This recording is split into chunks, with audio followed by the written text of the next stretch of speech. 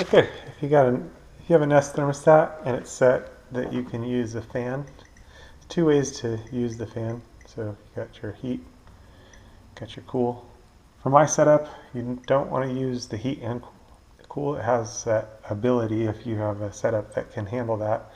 Some setups would run the heater and the air conditioner at the same time. So you don't want to do that if you don't want to do that. And then off. But down here, there's a fan setting. You push the button, run fan, and then you can set how long you want to run it for. So that's one way. And then you push the button to start it. Go back. The other way is to go into settings and hit fan schedule. And then you can set it for a certain time, or you can set it to be always on. So right now it kicked on, it's always on. Okay, I'll disable that, off. Okay, and then back to the other way. And this one I'm going to run for, say, 4 hours. Hit start, there it is. So now I'll just run for 4 hours and it'll turn off. And that's the different ways you can run the fan on your Nest thermostat if it's hooked up that way. They're not all hooked up that way. So some people had to borrow a common wire from the fan, and depending on the thermostat, it gets a little bit more technical. But if you are set with a Nest thermostat and it's set up for fan use, those are the different ways you can use the fan. You can set a scheduled time or set it on for a certain amount of time. Either way. Thanks for watching. Time for maintenance. Hope that helps out. One's ready. 2020. You got to be ready for the Lord's return. The Lord is going to come for His bride anytime.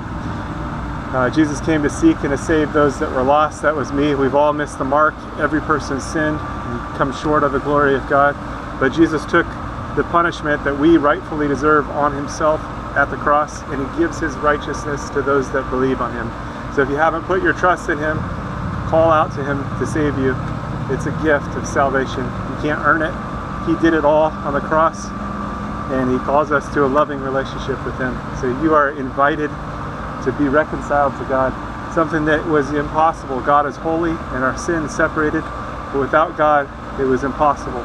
But God came to save us. He sent His Son Jesus. Again, He took all of our sin on the cross and gave Himself so that we could be justified in Him. So call out to Him, get into the Bible, into the Word, and start to grow so that you're protected from deception. There's strong delusions out there, strong deception, and Jesus is the way, the truth, and the life. He's the only way to the Father. He's the only way to God. So don't get tripped up or tricked, and don't miss out on what is yours through Jesus. Call out to Him today. Don't wait. Time is short. He's going to return for His people. And if you missed it, and you find yourself in the tribulation, call out to Jesus to save you. You'll likely die for your faith, but still, you have eternal life. The tribulation only lasts 7 years, so if you find yourself in part of it, it's not going to be long before everything's finished anyway. 7 years is not a long time, although in the tribulation it's going to seem like a long time. But be faithful unto death. That means trusting in Jesus all the way. There's probably not going to be a lot of food, and it's going to be a difficult situation, but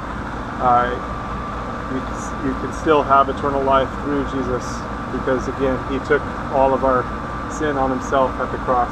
So put your trust in Him today so you don't miss out, and so that you have the covering, because He is the Lamb of God that takes away the sin of the world.